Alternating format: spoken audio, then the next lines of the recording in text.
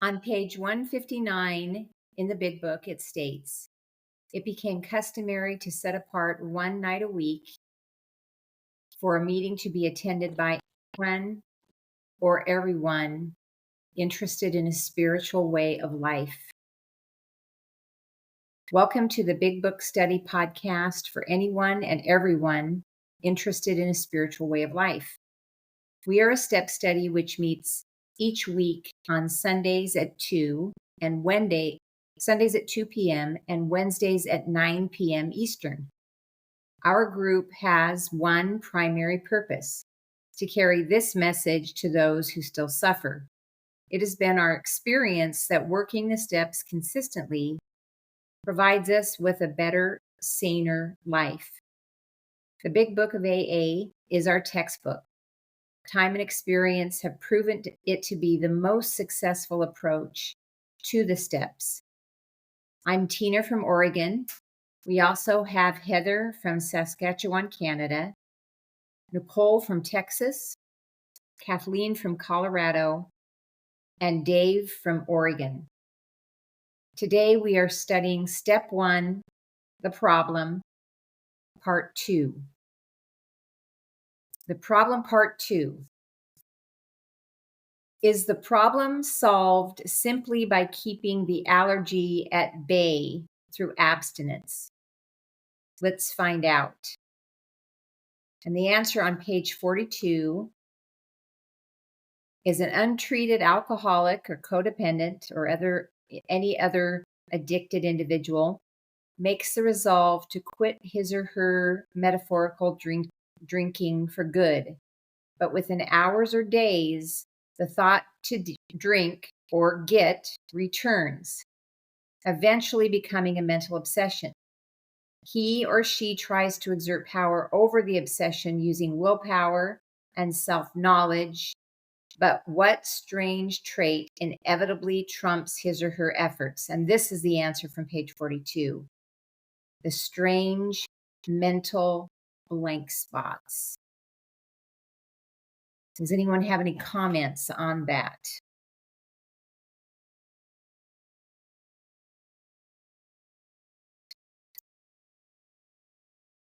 I'm Dave. I am from Oregon. The thought is something that comes up before we're even really aware. The way that I've commonly heard it said is, it didn't even occur to me. There's a spot in the Big Book that says, we who are addicts can't even remember with sufficient force the memory of the suffering and humiliation of even a week or a month ago. We were without defense against our first drink or our first acting out. This is where human power fails. The idea that, a string around the wrist or the right kind of reminder, or, well, surely it will come up for me. Human power just does not seem to work when it comes to addiction. And that is why we have got to turn to a power greater than ourselves, is because it's been proven to us by our own experience over and over again that relying on our own memory or our own mind fails to prevent us from acting out or drinking. With that, I'll pass.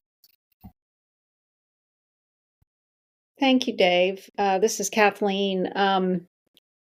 So this is what makes the difference between us and people that are not addicts. So we have, we drink, we act out. For a long time we do that, and it's seems like fun, or it seems normal, but then we move into this whole thing where our lives start blowing up and there's all this destruction, and over and over again, we can't stop with just one drink. We can't just stop with, where other people might be able to. And then we decide it's time to quit. and we're starting to realize, wow, this is kind of causing some problems in my life. And then we do that. We try to quit, but within hours or days. So we can wake up with a horrible hangover, whether it's a hangover from acting out sexually or drinking or our codependency, and we end up, miserable. And within hours and days, all of a sudden, out of nowhere, our mind comes up with this great idea. And really, what it's after is trying to figure out how to get whatever it is that we are addicted to, and we just go for it, and the mind comes up with all these different reasons why, but it also gives us this blank spot where we can't, as was said, Dave just said, there's this spot. All of a sudden we have no, it's like we have amnesia or something. We can't remember how awful it was, how awful that hangover was, how awful it was to lose our marriage or our children in some way, or to lose a bunch of money because we've lost our job or whatever. We can't remember the pain of that. It's just this blank spot. And then that's when we're at risk to go back and do it all over again. And we do it over and over and over again until we are so miserable that we decide we need to do something different. And that's why we're here. That's why all of us are here. We're here because we need a solution that's bigger than ourselves. We cannot, our minds aren't not going to take care of it. Thanks.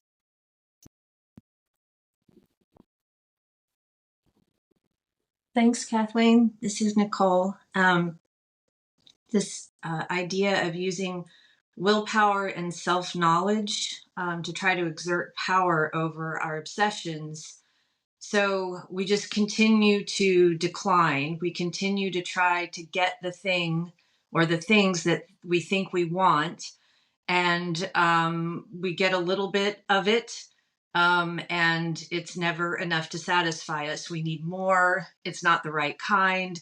And so, we'll use our willpower to try to say, this time it's going to be different. This time I'm going to do this relationship different.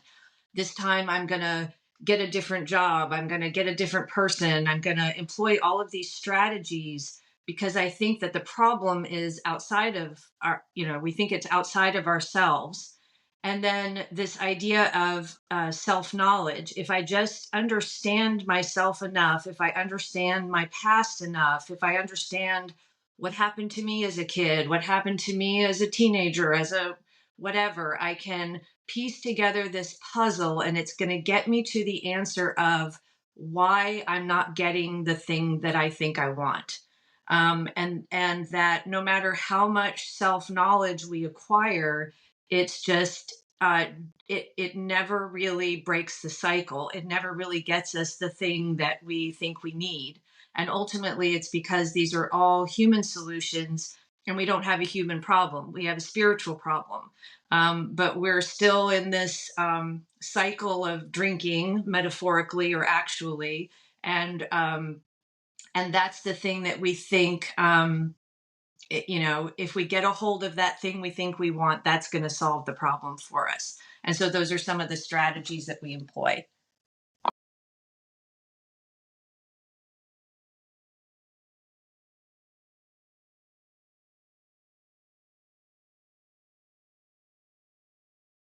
All right. I am Heather from Saskatchewan, and I will move us on to number 2.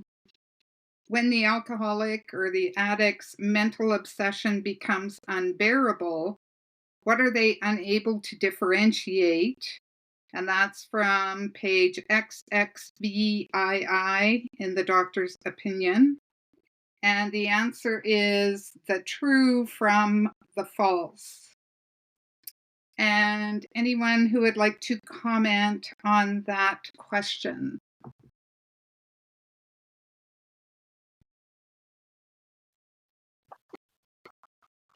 I'll go ahead and start. So the book tells us what is true.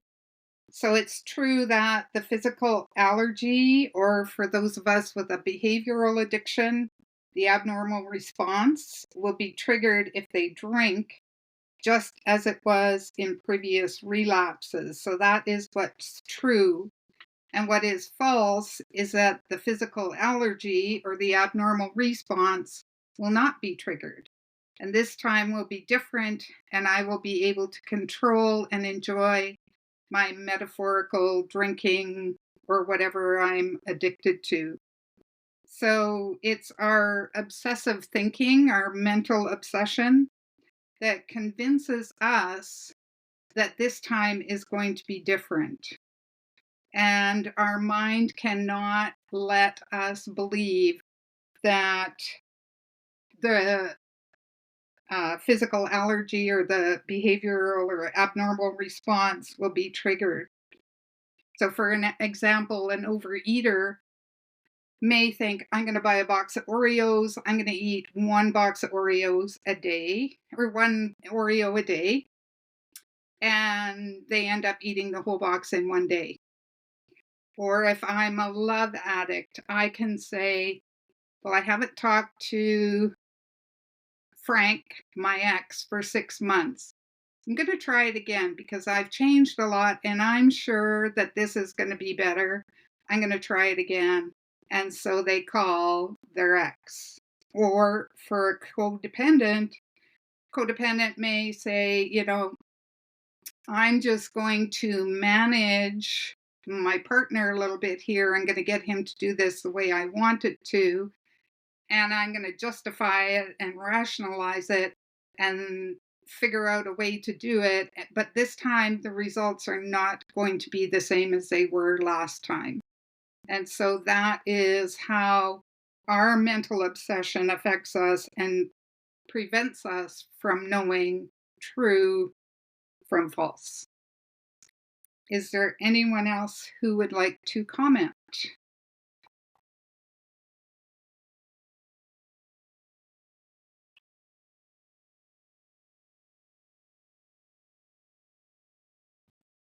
This is Dave. I'm in Oregon. Thanks, Heather.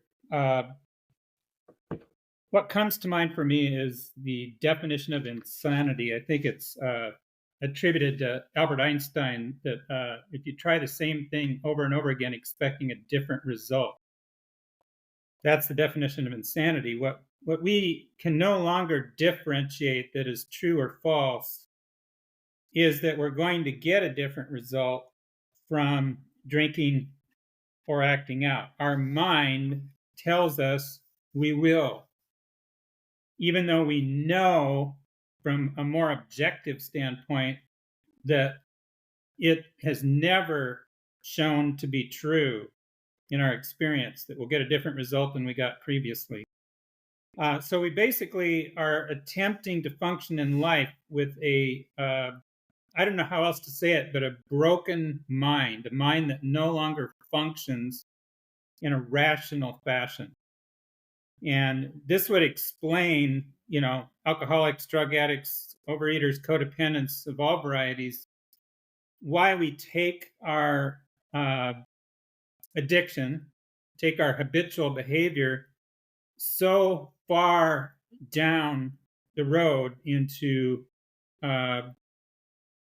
the depths of despair and and we still don't quit, we still don't stop. Maybe we've lost our family, we've lost our relationship, we've lost our marriage, we've lost our job. We have all kinds of consequences, but we do not have the ability to make a decision. We've lost that ability when it comes to drinking, using, acting out. And with that, I'll pass.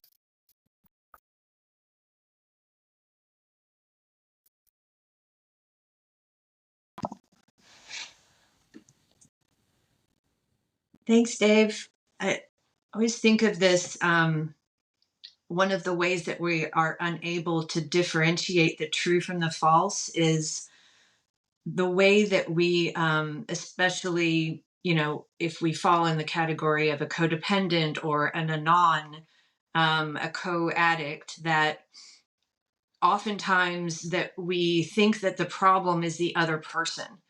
That's one of the ways that we can't see the truth, is that we think that another person's behavior is the reason for our misery. Another person's behavior is the reason why we're insane.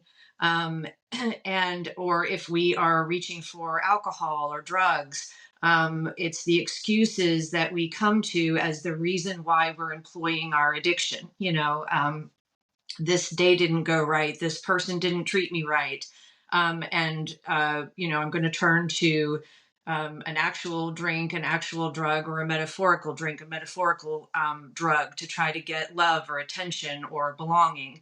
And we can't see until we begin to really look at ourselves as the addict, that the truth is that we are, it's not the other person, that we are also, all of us are sick and suffering, and we're all sick and suffering from the same thing. We're just reaching for something different.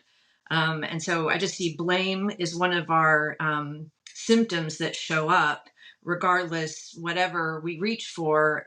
Blame is a common denominator in one of our symptoms, and that's one of the ways I see the true from the false that we can't see.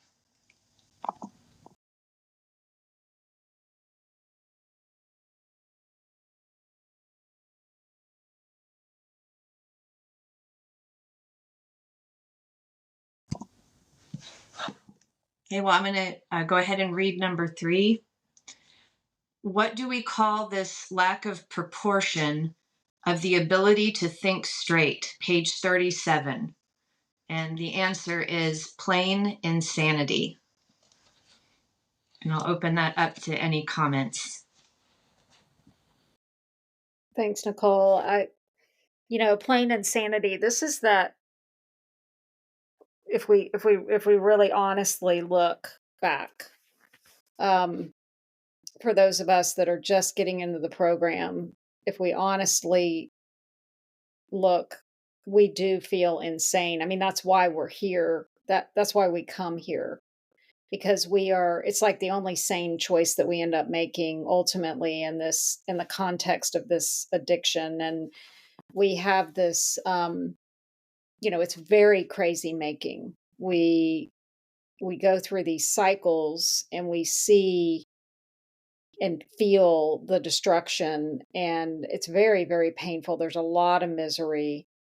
Maybe when we're blaming other people and other things and other situations, we might not feel quite so miserable in that moment, but we really are feeling this. It's very crazy making. And then we have, this hangover, we hit these bottoms, and we we look back on the drinking the night before, or we look back on the acting out, and our head is spinning, and we're all over the place. So there really is this sense, this feeling of just feeling crazy and insane, and we are, until we can find this power greater than ourselves that's going to provide the guidance that we need, and these action steps that are going to provide the actions that we need to take every day instead of what we were doing in the past. And then we come to some peace of mind, because we have something else to do that's much more important, that we were intended to do. And we have this power that's guiding us and keeping us in a much happier, freer, purposeful life.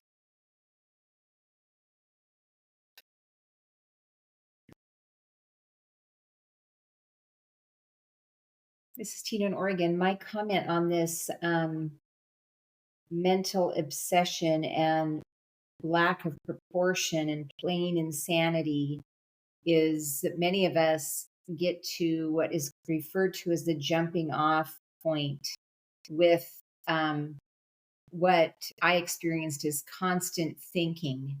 It was incredibly painful to be in my head, constantly thinking, trying to figure things out, trying to It's like my head was never quiet, and it was excruciatingly painful.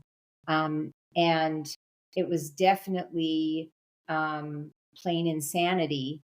And the idea of lack of proportion is interesting, um, because everything seemed huge and everything seemed crucial and everything seemed urgent and everything seemed life and death. um, just a very severe lack of proportion. And that is what happens when those of us with a spiritual malady focus on what we perceive to be a problem. um, it just explodes. And with that, I'll pass.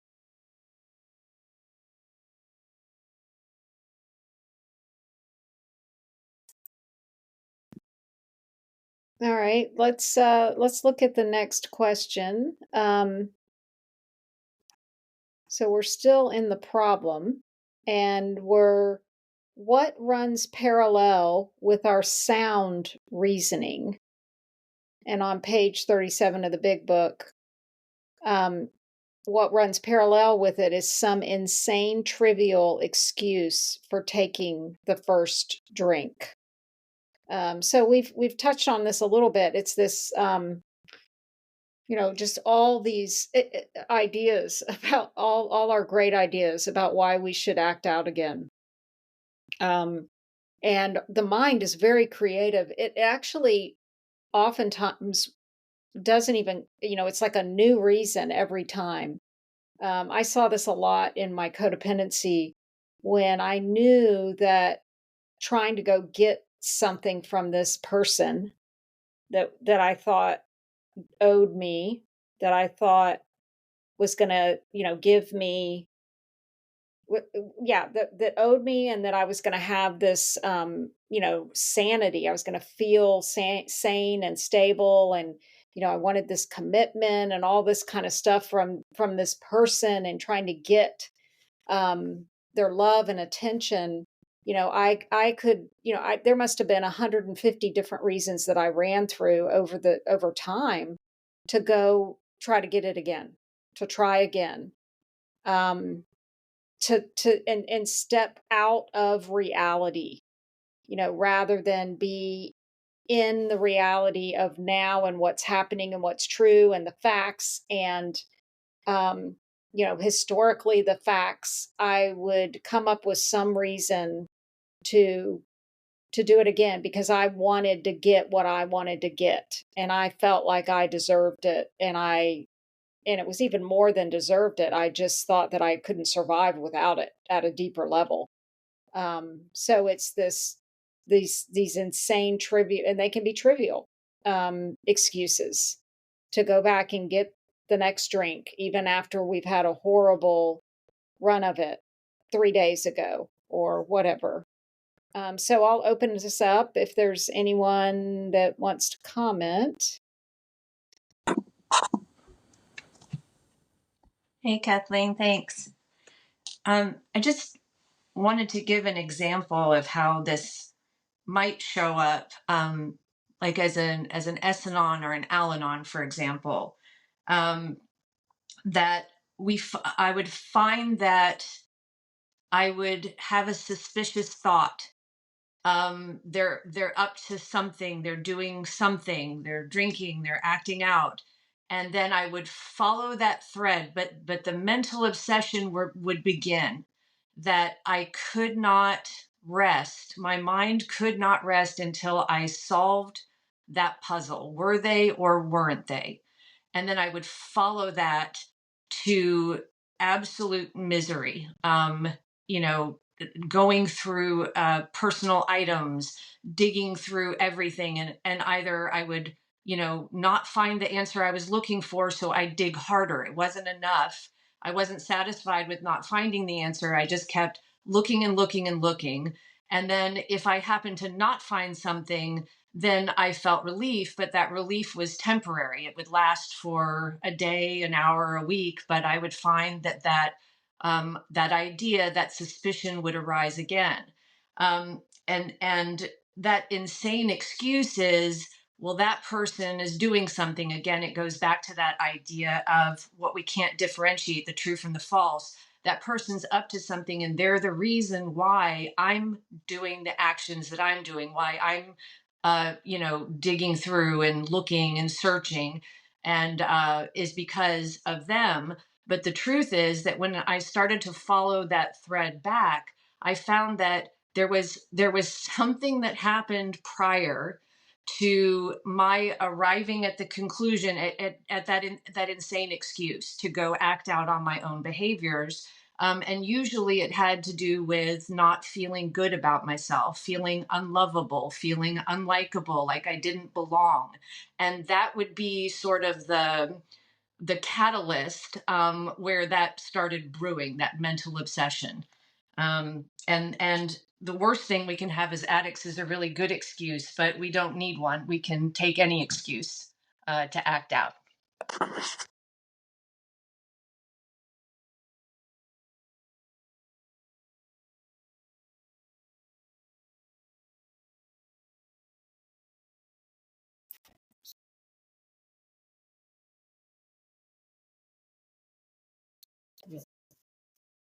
This is Tina. So,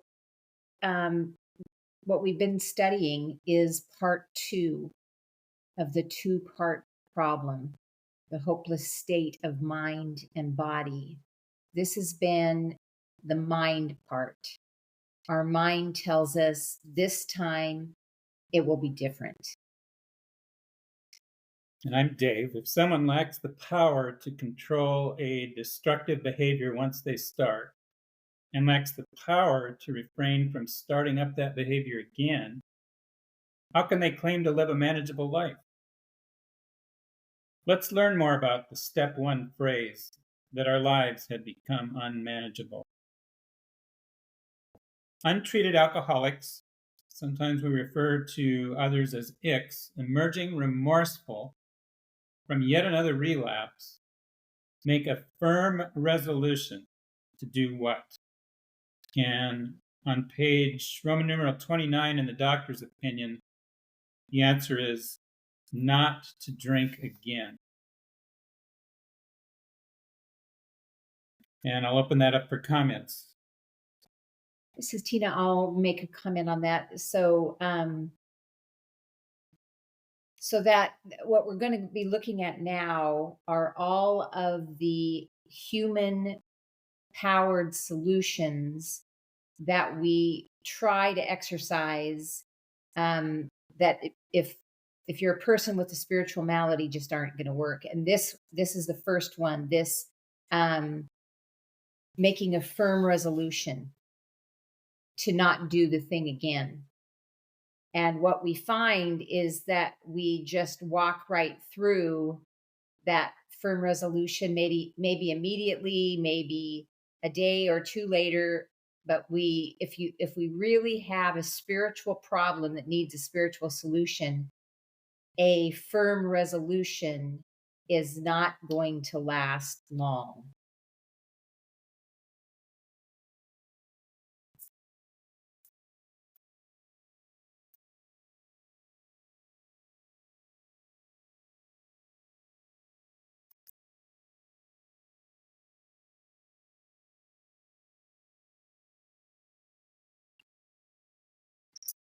All right, we're going to move on to our next question. The untreated alcoholic or addict, newly sober again, tries to manage their life. As a result, they often become restless, irritable, and what? And the answer is on page XXVIII of the doctor's opinion. And the answer is discontented. So what they're talking about in this section of questions are people that have tried to quit or have quit their addictive or their addiction of choice. And they thought that they've addressed what is the problem. And it could be, I've quit drinking, I'm not eating as much, I'm not managing someone's behavior.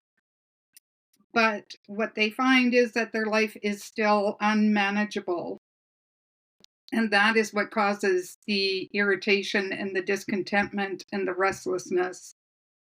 And so we learn that our addiction was how we got or like to get something a lot of times, ease and comfort, approval, attention. But now that we've quit what we thought was the problem, we can see that the problem really does go deeper. And what we learn is that it's not the things on the outside that are the problem or what we've chosen to relieve the problem, but that we have a spiritual problem. And for that, we need a spiritual solution. And I'll pass it off to Kathleen. Thanks, Heather. So we're talking about this, the difference between stopping acting out and being recovered. So we're always going to, after we've put something down, if we're not drinking anymore, etc., we're going to wake up one day and we're going to feel restless, irritable, or discontented. And that experience is what takes us back to the drink. So, and we're not going to be able to what those of us in this program have realized and admitted is that we don't have any control over that. Like, this is the root here. It's like this discontented feeling, and we're going to need something else. And so the steps are here to develop a relationship with this power greater than ourselves. And they're here to give us actions to do when we are restless, irritable, and discontented, because we're going to need it. Our minds are going to do that thing again that we just talked about, not be able to tell the truth from the false, forget what it was like the last time and want to go drink, etc. And so it's this, this is a really critical part of understanding. If we can really see that that's where it starts, then we know we're going to have something to help us.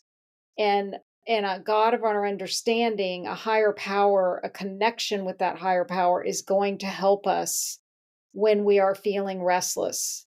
And turning and living in 10, 11, and 12 after we have done the first 9 steps is what is going to help us when we get into that irritable and discontented place. It is inevitable. Life as a human being has all of its glories and difficulties, and we will encounter these feelings, and we're going to need help because our mind is only going to take us back to acting out. And with that, I pass. Thanks. Thank you, Kathleen. I think most of us can relate to what the doctor writes here, feeling restless, irritable, and discontented. And the way that sentence finishes, until we can once again get the sense of ease and comfort that comes from taking a drink, from acting out. What the doctor's referring to right now is what the book later refers to as the state of mind that precedes the first drink. And importantly, in that part of the book, it says, "For this is the crux of the problem." I think it's just super important for us to realize that alcohol for the alcoholic, drugs for the drug addict, acting out for a codependent is not the root of the problem. It is the state of mind that precedes drinking or taking drugs or using or acting out that is the root of the problem. And it can be summed up as restless, irritable, discontented. They break it down further in the 4th step and in the 10th step as selfishness, dishonesty, resentment, fear, Those are kind of sub bullets under this restless, irritable, discontented concept that the doctor writes. So what we have to see is staying sober. Whatever our a definition of not using is, that staying sober means being aware and awake to restless, irritable, discontented, to selfishness, dishonesty, resentment, and fear. We are not sober if we are allowing those things to occur unaddressed. We really have no hope. At that point, before the drink, before the using, before the acting out, is when we need to implement the solution offered to us in the 12 steps, which is turning to a higher power and turning to be helpful and useful to others. And with that, I'll pass. This is Tina. Thank you, Dave. I just wanted to add a couple of other descriptors of, the kinds of things that we try to manage our life as codependents. Things like trying to get approval, trying to get attention, trying to get loved, looking to be number one, those kinds of things. And with that, I'll pass. Thanks, Tina. We've got question 7 is the untreated alcoholic tries to manage their sobriety. They honestly want to be sober, sane, but even after a long period of success, can they ever hope to regain the power of choice to stay sober? Page 24. The answer, the fact is that most alcoholics, for reasons yet obscure, have lost their power of choice in metaphorical drink. And I'll pass it on to comments.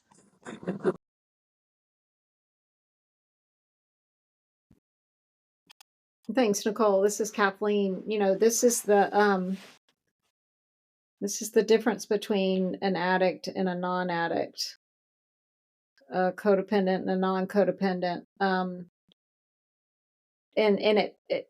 the part of what struck me about the answer you read out of the book is that it's reasons yet obscure that we have lost the power of choice.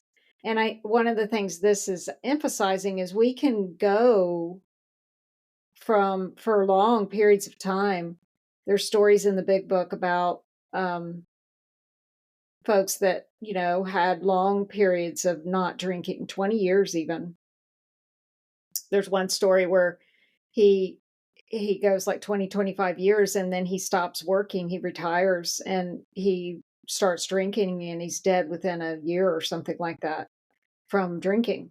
So it's, it's something that reasons yet unknown that we have lost that power of choice. And as is being said here, we have to go back long before we take the drink to have. That's where the solution needs to be implemented. And so there's a there's a loss of power of choice.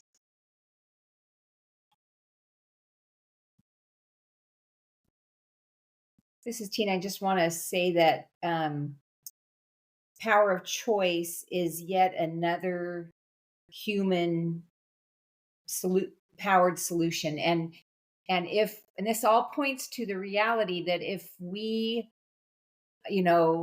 we people with a spiritual malady, alcoholics, codependents, sex addicts, etc.,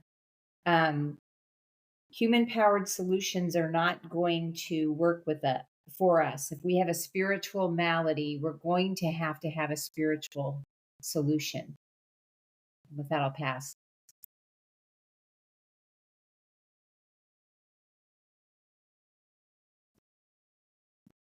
Okay, so Let's move on. The untreated alcoholic tries to manage their sobriety by keeping in mind the consequences of metaphorical drinking or drinking. But this strategy only works temporarily. What are they unable to do at certain times?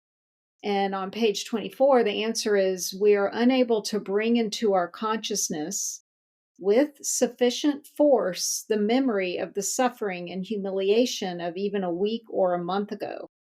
So, this is why we work it really fast. And the founders of the 12 steps and writers of the big book worked it sometimes in a day or a week or a month because they knew that, and we know that our mind will take us right back to our misery.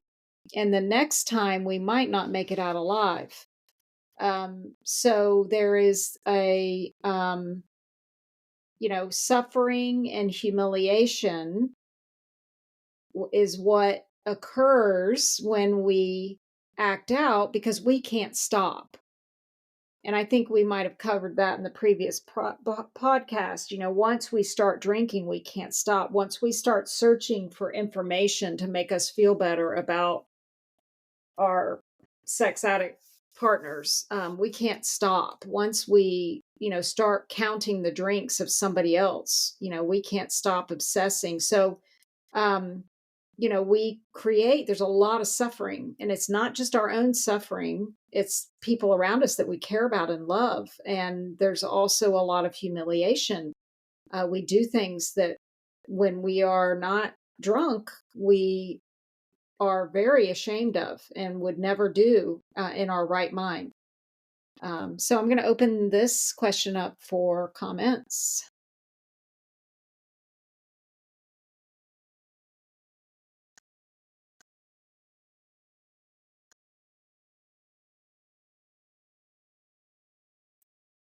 Thank you, Kathleen. I'll go ahead and read the next question. I'm Dave from Oregon. The untreated alcoholic tries to manage their sobriety and sometimes succeeds for an impressive period of time. But to which belief do they eventually fall victim? That's from page 32, and the answer is that his long period of sobriety and self-discipline has qualified him to drink as other men. And my comment about that, it's already been alluded to. There was an individual who, through self-discipline, did stay sober for a long period of time. But the second he went back to drinking, the big book in that story documents he was dead within a couple of years.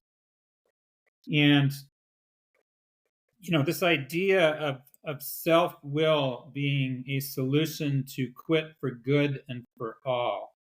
This was the commitment that I was asked to write in my book, in writing on the inside front cover. Essentially, are you willing to quit for good and all was the question. And when I answered that question, well, yeah, I'm willing, then the guy who was sponsoring me said, then I want you to write a commitment to yourself. I, Dave, am willing to go to any lengths for a spiritual solution and victory over my addiction. And it's the willing to go to any lengths that's the action. The idea, yeah, I'm going to quit for good. That's an idea. My mind, that idea won't come up for me at the point in time, maybe a week or month from now, when those trivial excuses may come up. The famous one in the big book was, I can handle whiskey if I put it in milk. That's an insane excuse for drinking when you're an alcoholic. But it's typical. This is how I can handle it. This is how I can get away with moderation of it. This is the way that it's going to happen, and this time I'm going to get a different result. The only thing that the alcoholics who wrote this book found that worked was a permanent every day, one day at a time, 24 hours a day commitment to a spiritual solution instead of a reliance on their self-will and their mind and their trivial excuses. And with that, I'll pass.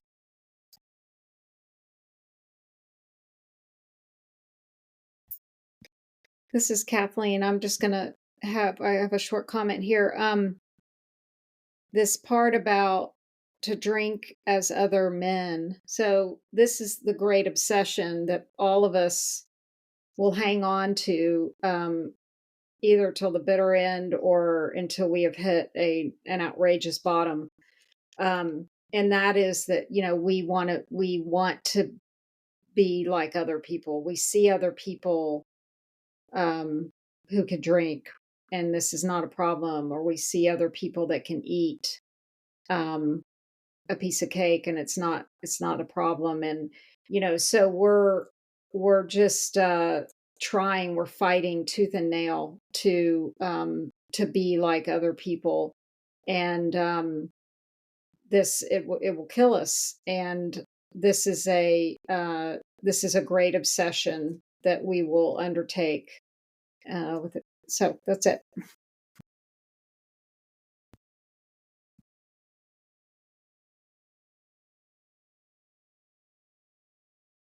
Okay, moving on to the next question. The untreated alcoholic or codependent, drug addict, sex addict tries to manage their sobriety by employing self-knowledge, but this strategy only works temporarily. With hardly an exception, what will they be absolutely unable to do? And from page 39, to stop drinking or metaphorical drinking on the basis of self-knowledge. So these last two questions bring up more human-powered solutions which fail if we are people with a spiritual malady. So self-discipline will fail, self-knowledge will fail, and that was my particular favorite. I thought if I delved into my childhood enough, that I would be able to figure it out. And if we have a spiritual malady, the problem isn't knowledge or a lack of knowledge. It's that we're not connected to what we need to be connected to. And with that, I'll pass. Is there anybody else who'd like to comment?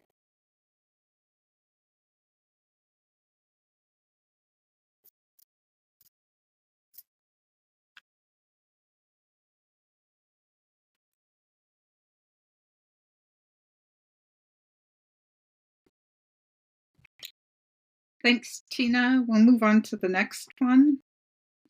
The untreated alcoholic or addict tries to manage their sobriety by exercising his willpower and keeping on guard.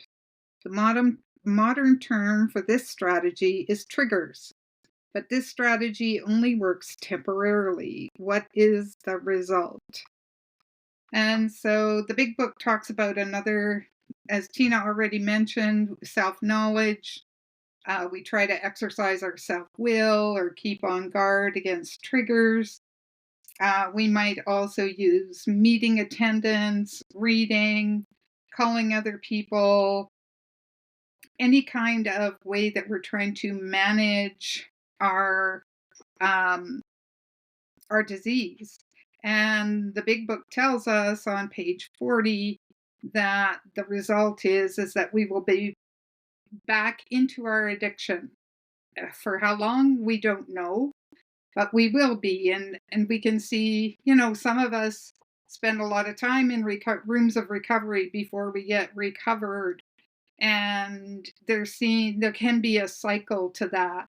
So I go to meetings for, months and months and months. I become self-aware. I get that self-knowledge. I know what my, behaviors and my characteristics of my particular disease are, and I'm feeling pretty good. And I keep that up for a while, and then I feel so good I kind of slack off and I quit going to meetings, and that kind of thing. And then something happens in my life and I'm right back at the bottom again. And then the cycle continues. So then I go back to the meetings and I get feeling a little better. And what I'm missing is that I'm not working the steps of the program, because the steps of the program are going to deal with my spiritual malady. That is the solution to my my problem. And so we can't use self-will, keeping on guard, meetings, friends, fellows, whatever, as a way to keep us sober. We have to work the steps and get connected to our higher power in order for us to recover. And with that, I'll pass. Anyone else? Thanks, Heather. I wanted to just touch on triggers. So I'm going to, we have this thing. When I started in 12 steps, which was a decade ago, I didn't study the big book to recover. I didn't have primary purpose, and I was in SLA meetings, and we had this thing. It was called bottom lines. So we would come up with all these things that were our bottom lines, what we could not do. Another one I've heard of is like circles. So there's an inner circle of what you can do, and then a middle circle of what you really ought to probably try to stay away from, and then an outer circle that you can't do at all. The big book doesn't talk about this at all. That's managing triggers. It's saying, if I don't drive down this street, I won't want to drink. If I don't ever speak to this person again, I won't get back into my acting out. If I put an internet blocker on my computer so I can't get to the porn, none of that stuff works. It's not, that's managing our triggers. And we have, the big book has a solution that's, before all of that. So, and so therefore it talks about in the big book that we can go anywhere if we are spiritually fit. And so in this podcast and in our meetings, we talk about what that means and how to do that using the steps. But, if we are spiritually fit, we can go anywhere. If we are not spiritually fit, then what we need to do is turn and be more helpful and more helpful and more helpful, especially to those that are still suffering just like that, just like we are. So that's how we work with, rather than having all these bottom lines. There's a time in recovery when we first come out of the drinking or the acting out where we might need to sober up. And so that's a good time just to kind of, in many cases, people get checked into hospitals or into rehabs to detox. So there, we can have this mental fog that we need to reduce, and that might be a time to stay away from anything. But other than that, it's about being spiritually fit and being able to do anything. And if we're not, we have a program of action of what to do instead. Thank you, Kathleen. This is Tina. I'm going to read the answer to that question on page 40 in the big book. It says, he was positive that this humiliating experience plus the knowledge he had acquired. So he had acquired a bunch of knowledge because other alcoholics came in and told him what problem he had. They explained alcoholism to him. And he thought that it says that the knowledge he had acquired would keep him sober the rest of his life. Self-knowledge would fix it. Then it says, we heard no more of Fred for a while. One day we were told that he was back in the hospital. So he ended up back in the hospital. And that is what happens when we, people with the spiritual malady, try our human solutions and our good ideas. We end up flat on our back, back in our misery, back in our insanity. With that, I'll pass. Thanks, Tina. So number 12, the untreated alcoholic ick still tries to manage their sobriety even after several failed attempts. What are they trying to prove? On page 31, the answer is themselves exceptions to the rule. And I have a quick comment on that, which is this is kind of our great illusion. One of the ways that we can't differentiate the true from the false, and it's such a precise word, manage. It's like spinning plates. It's trying to get control over our symptoms. It's trying to be like other people. We see other people having relationships.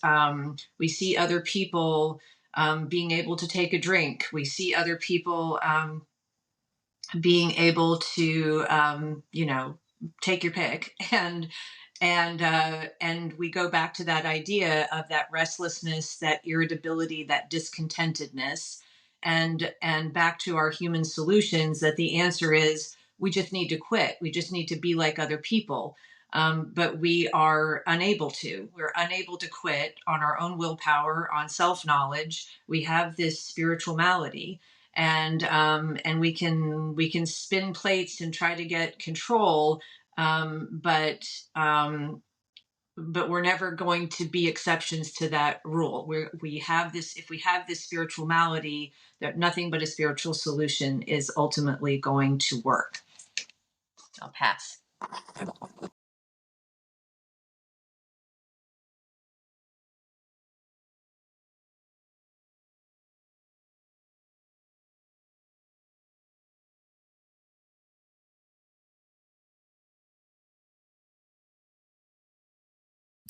Okay, we're going to move into, it looks like it might be our last question for this podcast.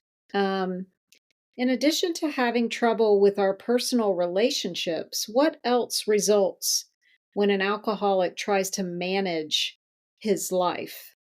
And on page 52, and maybe if you're listening, you might want to ask yourself if these things are true for you. We were having trouble with our personal relationships. Does this sound like you?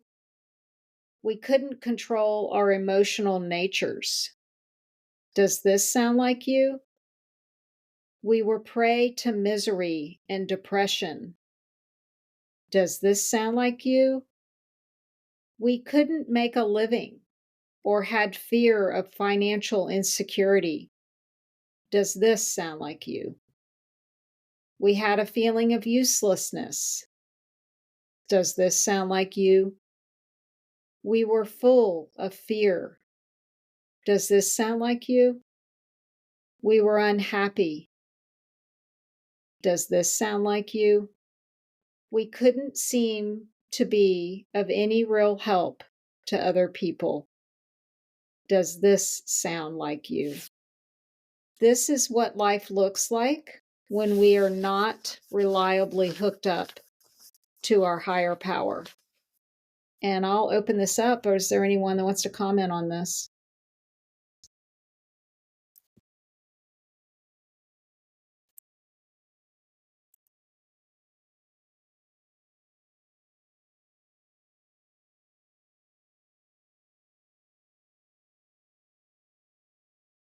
Thanks, Kathleen. Just a quick comment. In the book, those statements are referred to as the bedevilments of the addict.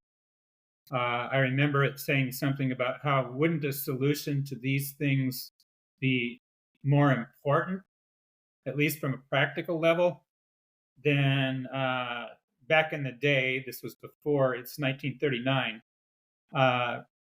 Then a solution to how to reach the moon through lunar flight.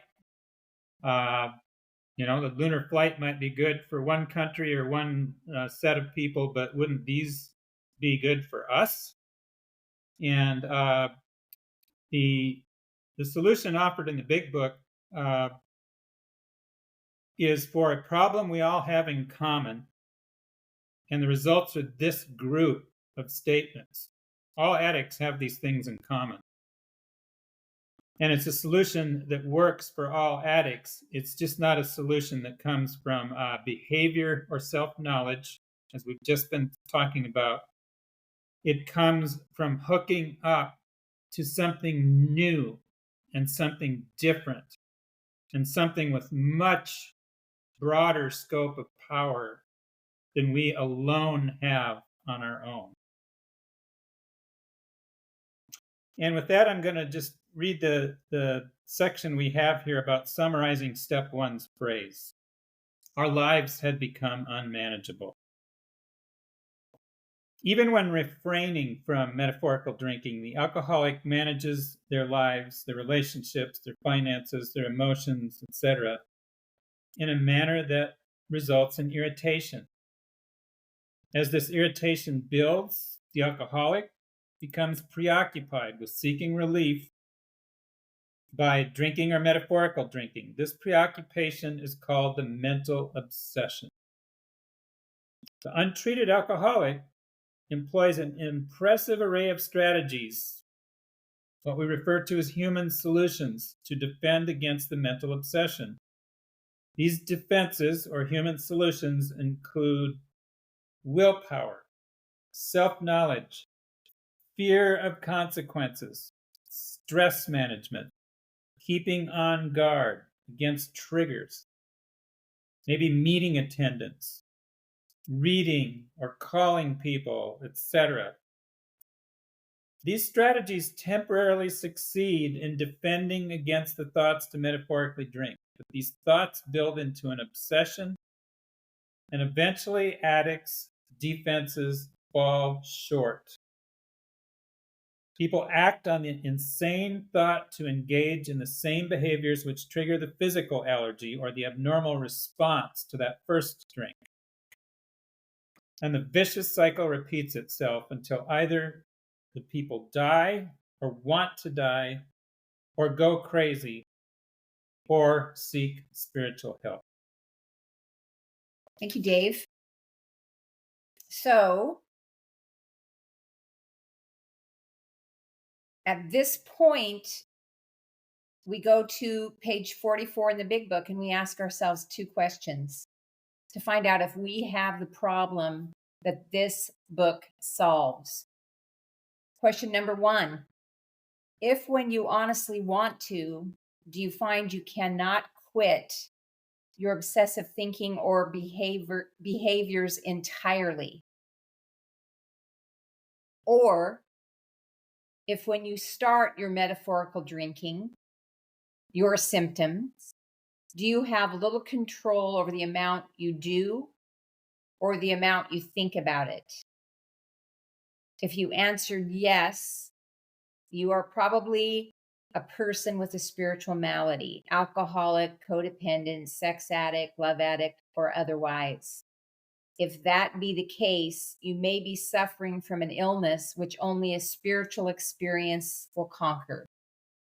The good news is we are also studying the book which solves this problem. Our next podcast will go over the solution. Thanks, everybody.